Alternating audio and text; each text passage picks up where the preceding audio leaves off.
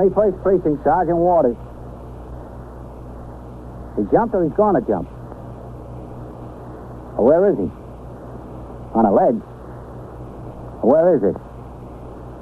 East 70 what?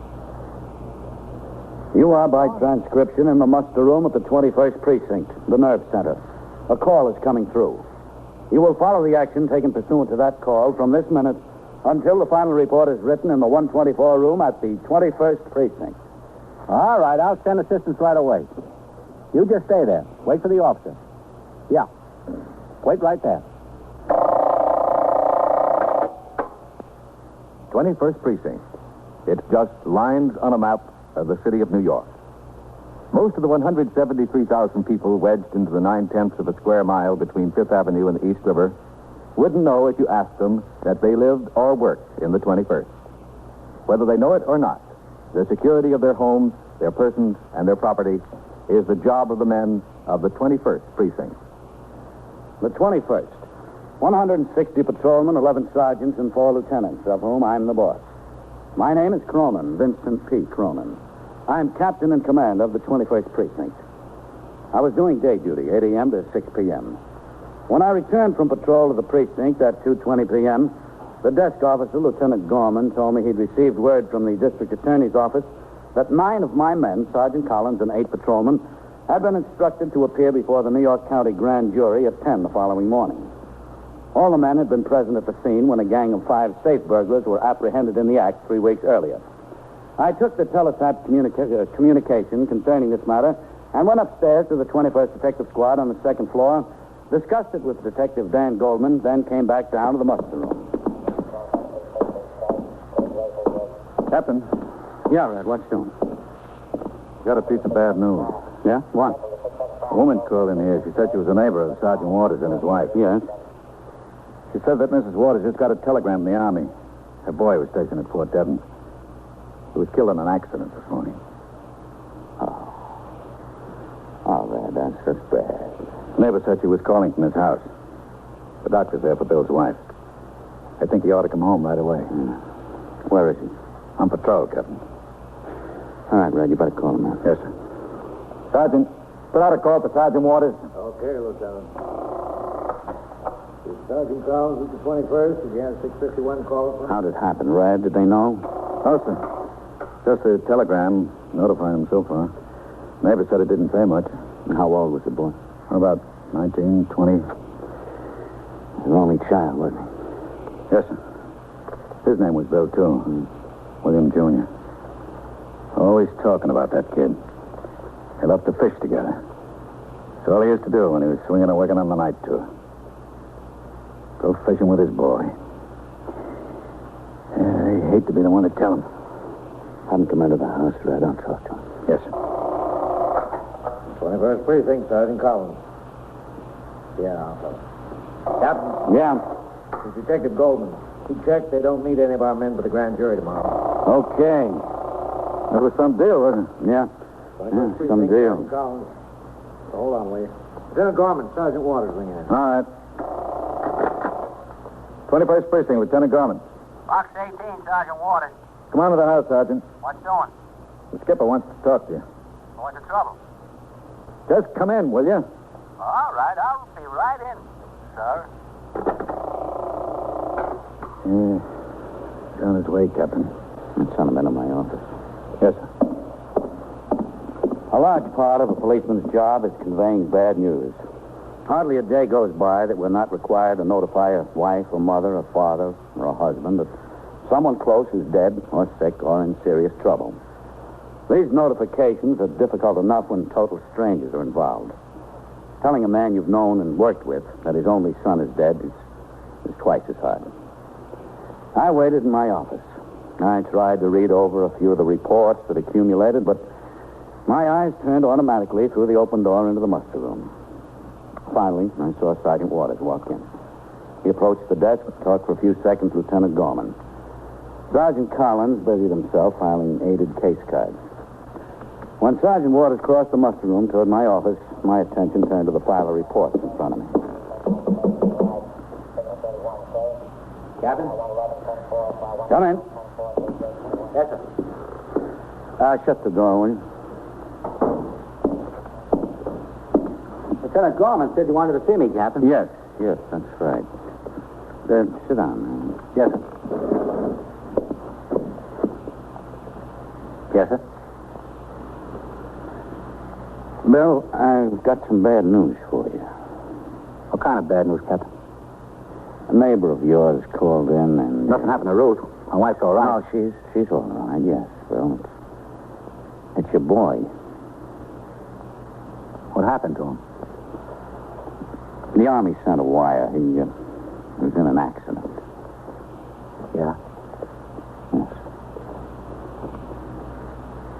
He's not dead. Yes, Bill, yes. I'm sorry. Are they sure? Are they sure it was Bill? All we know is what your neighbor called in and told us, that's all. How did it happen? What kind of accident? I don't know, Bill. Dear God, what am I going to do? How am I going to tell Ruth? Oh, she knows already, Bill. The wire came to your house. Oh, yeah. Yeah.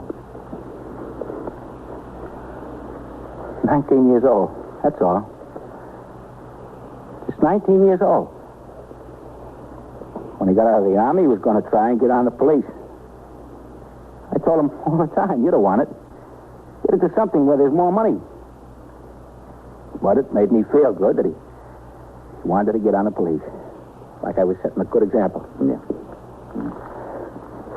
Well, No, sit still. thanks, Captain.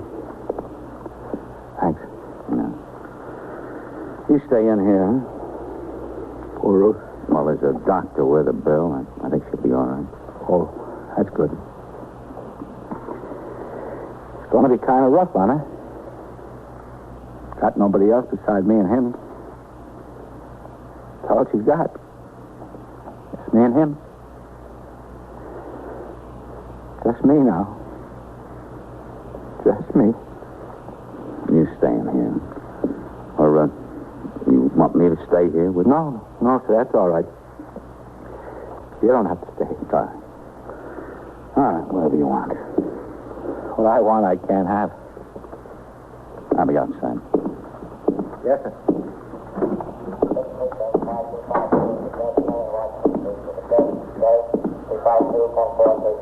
How is he? You all right, Captain? Yeah, I guess so, Red.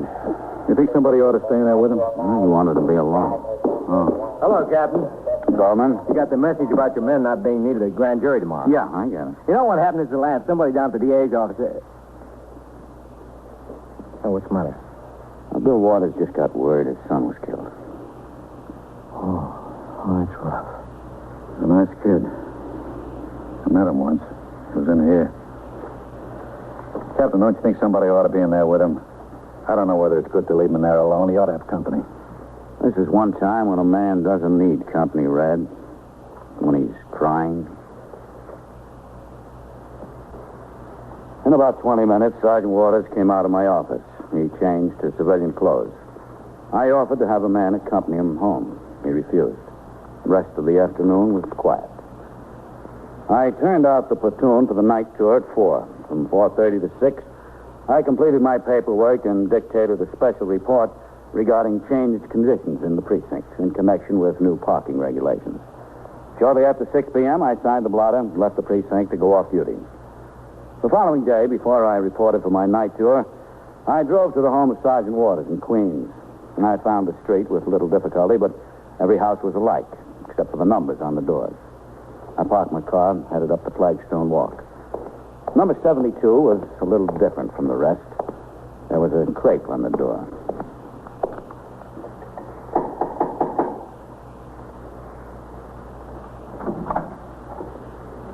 Hello, Bill. Oh, Captain. Come in. Thanks. I hope you'll excuse the way things look around here. Sure. Okay. All that's happened and Ruth's so broken up, there hasn't been much chance to get things straightened out. They brought him home late last night.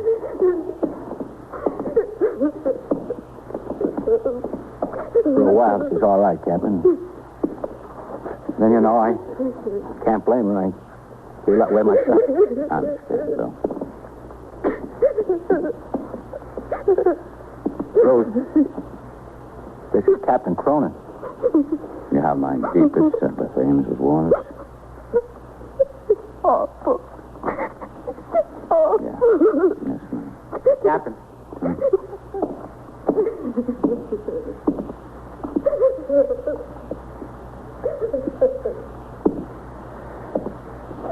He was going to be 19 next month.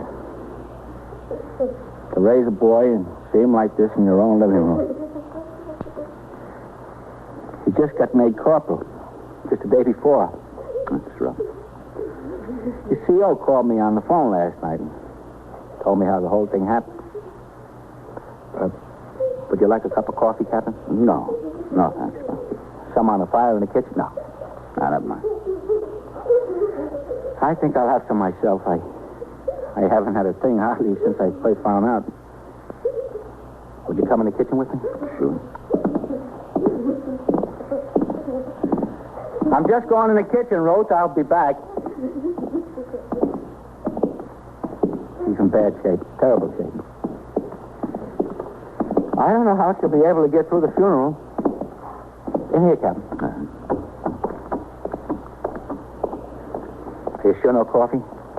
No, I don't think so. Thanks. 19 years old, that's all.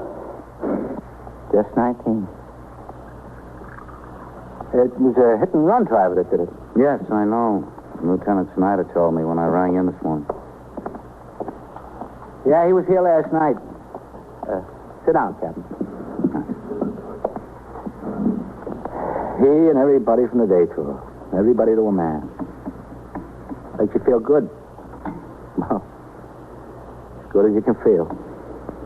Did they get the driver? No. It was in town. You see, Bill was made corporal, and the next night he got a pass and went into town to celebrate. You know how a kid is. Everything calls for a celebration. Yeah, I know. Had this other soldier with him, and they went out and celebrated. I guess they had a beer or two. I don't know. He wasn't much of a drinker. Just a beer or two. That's all he'd ever touched. Anyway, they were walking back to get the bus for camp. Guess he stepped out into the street, and this car came along fast around the corner. The other boy got out of the way all right, but Bill didn't. Did the other boy happen to get a look at the car? Yeah, he got a look at it. Said it was a black two-door. That's all he could see. Oh, the only thing he did say is he thought it was a soldier driver. Couldn't even be sure of that. They're working on it. MPs and state police up there in Massachusetts. I hope they get the guy. Are you sure no coffee, Captain? No. Thanks. I hope they get him. I raised that kid from nothing to 19 years old. I put about half of me into what's laid out there in that living room. Whoever it is, I want him to pay. I wouldn't want him to do that to another man's son. I want him to pay hard. I talked to Sergeant Waters for a few minutes more, and finally his wife came out into the kitchen. He seemed a little better. He stayed out until Monday. When he reported back on the job for the night tour, I talked to him in my office for several minutes before I turned out for platoon. He seemed fairly composed, considering the circumstances. He told me his wife had overcome the initial shock. After I turned out for platoon, I met with a committee of 3 Lexington Avenue merchants who complained of high-pressure solicitation of funds by little-known charitable organizations. I referred them to the Department of Welfare, then phoned and made an appointment for them to see the Deputy Commissioner the next day. At 5:30, I went on patrol, returned to the station house at 7:10, signed the blotter, and walked over to TS where Sergeant Waters was on duty. A couple of messages for you, Captain. Yeah? And there's someone waiting for you. Huh? What? He said he was... Right, take it. Yes, sir. 21st Precinct, Sergeant Waters. But where's that? Yes, ma'am. We got a call on that from someone else a few minutes ago. There's an officer on the way over. She'll be there any minute. You're welcome, man. Oh, is that right? Family argument over at E67. No. Who is it waiting for me? Well, Lieutenant Nayet, Captain. He says he's with the 1st Army Military Police, RD. Nayet? Where is he? I asked him to wait in your office. I told him you were back in the house in any minute. He's back in there. Okay, Sergeant, thanks. Yes. I'll be in my office. 21st Precinct, Sergeant Waters. All right. 27. Lieutenant Nayet? Yes, sir. I'm Captain Cronin. How do you do, Captain? Lieutenant Richard Nayet, 1st Army MP, RD. Glad to know you. Sit down. Thank you, sir. What can I do for you, Lieutenant? We've got an arrest to make in your precinct, Captain. Oh, you need some assistance? Yes, sir, I think we will. But that's not the problem right now, sir. Now, what is the problem? This fellow is AWOL. We've had the house staked out since last night. His wife's apartment, that is. We're 90% sure he's up there, but nobody's shown their head out of the place since we've been watching. Yes? Well, we thought either he or his wife would come out today. We'd like to wind it up, but we don't have a warrant. And being federal officers, we can't go in there without a warrant. We can't go in there either, Lieutenant, not under these circumstances. We've got to have reason to believe that there's evidence of a crime or a fugitive from a crime inside. And by crime, I mean a felony, not AWOL. He's also a fugitive in connection with a felony, sir. He is? Yes, sir. The Massachusetts State Police have got a warrant out for him on manslaughter. He's suspected of driving a hit-and-run car that struck another soldier and killed him. What was the name of the victim? We got the request to apprehend from the MPs at Fort Devens. I didn't notice whether it was mentioned in the report or not. Oh, yes, sir, here it is. Corporal William Waters, Jr. I think we can be of some assistance to you, Lieutenant. Well, thanks, Captain. Anything you can do will be appreciated. I'm glad to do it. The victim's father's a sergeant of police in this precinct. Oh, is he, sir? Yeah. That's a strange coincidence. That doesn't happen every day. Funny, huh? Funny?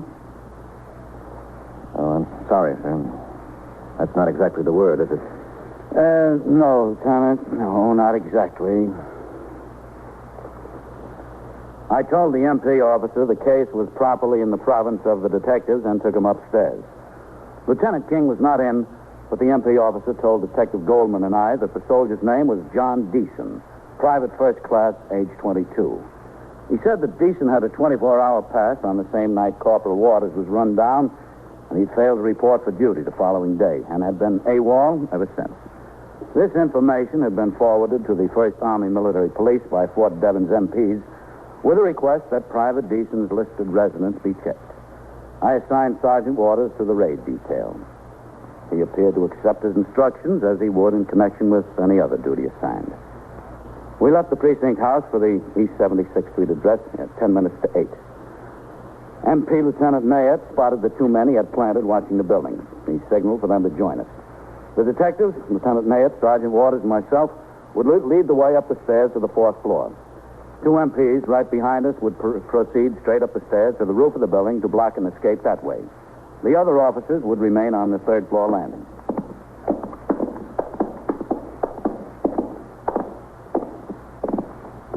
All right. You. Stop off here. Yes.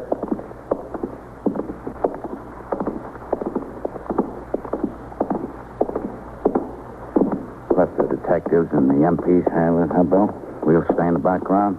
Yes, sir. All right, we'll keep away from the boy. Yes, sir.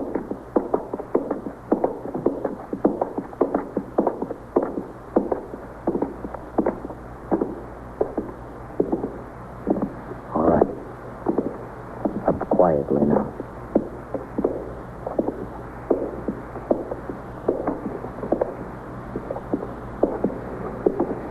The door in the front. You two. Up to the roof. Okay.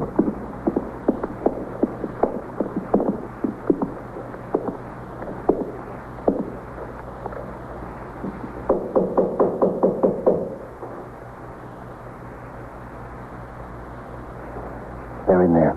I hear them.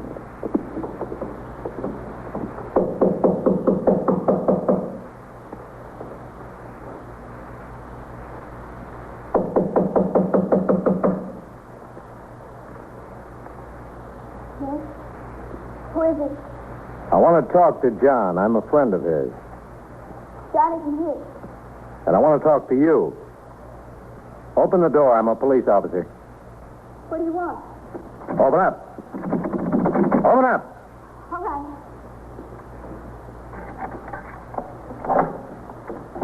Where's John? Where is he? He's not here. Oh, no. Isn't he? All right, he is, but please, he's scared. He's scared half to death. He told me about the accident. He said he didn't see that soldier. It wasn't his fault. It really wasn't. Then why didn't he stop the car? I don't know. Where is he? We don't know why either. He just didn't, that's all. Where is he? In there, in the bedroom. Is he armed? Does he have a gun? No, he doesn't have a gun. All right. Oh, wait a minute, please. I don't know what's the matter with him. He's sick, I think. He came home and he wouldn't leave the house. He wouldn't let me leave, not even for food. He hadn't anything to eat all day. He's sick. I know he's sick. All right. You stand there. You. Take care of him. Okay.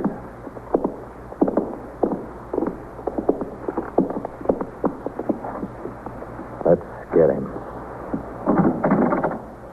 John, open up. No. Stay away from there. Open the door. Stay away. I'm telling you. He said he'd jump out the window. That's what he said. John. All right, let's kick it in. Give us a hand, huh? Sergeant, give us a hand here. Yes. Together. Stay away. Again. Once more. Don't come any closer.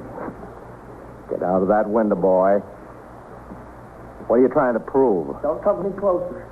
I'll jump. I swear it. That's 4 floors down to the street. I know what it is. Don't come any closer now. I'm warning you.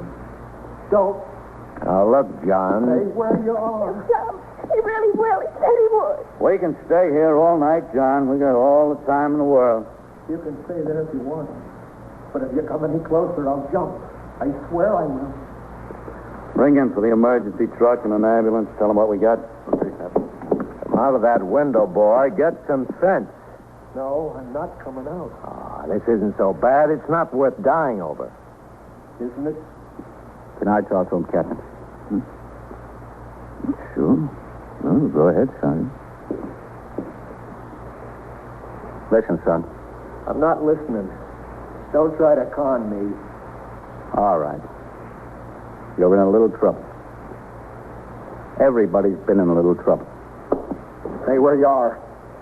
I'll go out, I swear. That'd be a smart thing to do, wouldn't it? That's going to solve everybody's problems, huh? It'll solve mine. What about your wife? And what about your folks? Have you got any folks? Look, don't try to con me. Stay where you are now. Come on, get out of there.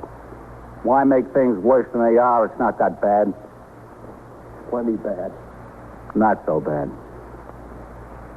For other people, maybe. Everybody knows you're sorry about running down that soldier, and AWOL isn't anything.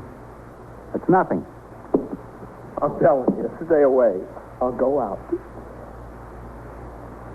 Did you know the soldier you ran down? No, I didn't know him. Then what are you worried about? Come on out of the window. You're throwing your life away over something that doesn't mean a thing to you.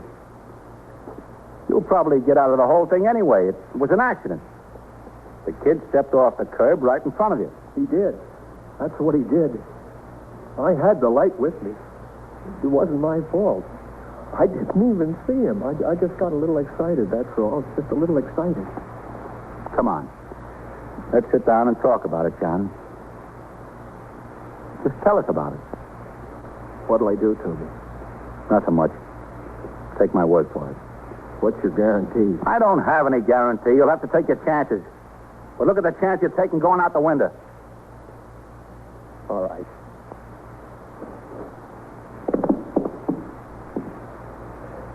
Now close the window.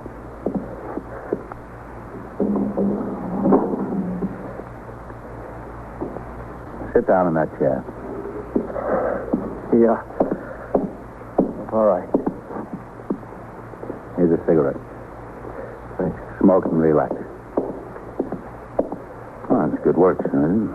Thanks, Sergeant. I really didn't want to go out the window. I'm Lieutenant Mayor of the MPs. Well, that figures. He's your prisoner, Lieutenant. You're all right, Sergeant. You're okay. Thanks. I've just got away with boys. Yeah, you sure have. You must have one yourself. No. No, I don't, Johnny. No children.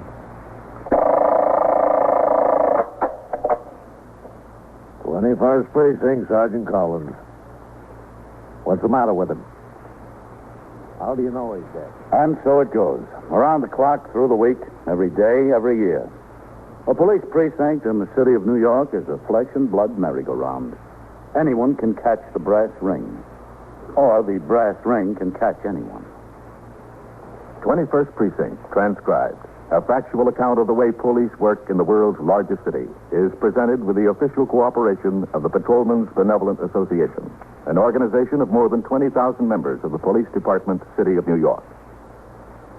James Gregory in the role of Captain Cronin, Harold Stone as Sergeant Waters. Featured in tonight's case were Santos Ortega, Lawson Zerby, Les Damon, John Aston, and Elaine Ross. 21st Precinct is written, produced, and directed by Stanley Niss. Hugh Holder speaking.